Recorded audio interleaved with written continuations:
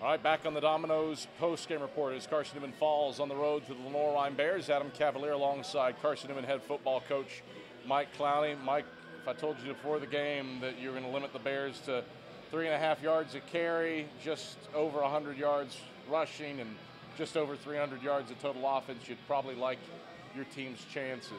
But fall by 3 touchdowns, some offensive inconsistencies, and you talked about it, turnovers, couldn't have them. They happened today. What did you see out of your team that you liked, that got corrected from last week, and what did you see new that needs to be fixed? I think you alluded to it. Defensively, I thought we bounced back.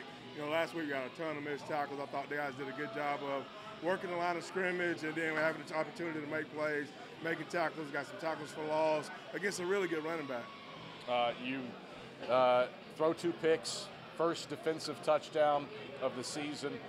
The other kills a drive that looked like it could produce points late in the second quarter. At the end of the day, a 10-point swing gives them a 17-point second quarter.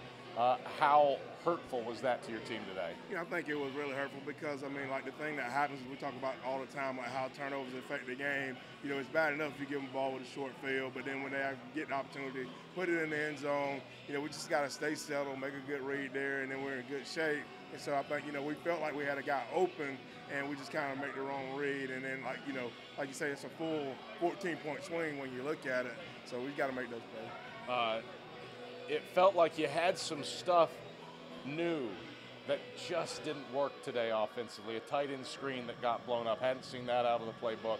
Had some motion stuff into the backfield that was blown up. Is it execution? Was it?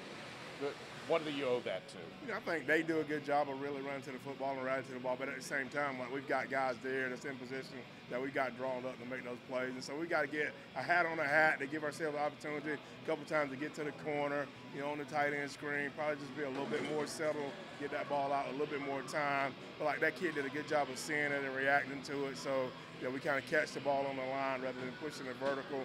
We felt like we were going to try to create some things into this game to kind of give us a few opportunities because we knew that they ran well to the ball, but they were able to kind of sniff most of them out. You turn your attention to a game where the road doesn't get any easier. 3 of your first 5 are in the top 15. Newberry comes to Berkshire Stadium. How do you avoid letting this one beat you twice? I think Coach Slade hit it on the head in the locker room. It's about being an unbeatable one, to where we just got to make sure that, we are one football team and we got to work together to get things done. And it's got to be our actions. It's not just me standing up and saying it. It's got to be something that we buy into and own. TJ King, hard yardage late. Vontae Brackett, hard yardage late. How hard was it to get the running game going today against that front 4? It's going to be interesting watching the film. The game's won and lost in the trenches. I'd say overall, when we go back and watch the film, they probably did a better job of controlling the line of scrimmage on that side of the ball than we did. And so when you can't control the line of scrimmage, then you're going to have a hard time consistently moving the football.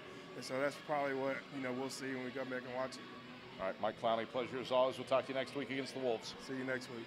That's Carson-Newman head football coach Mike Clowney. Back after these messages on the Domino's postgame report.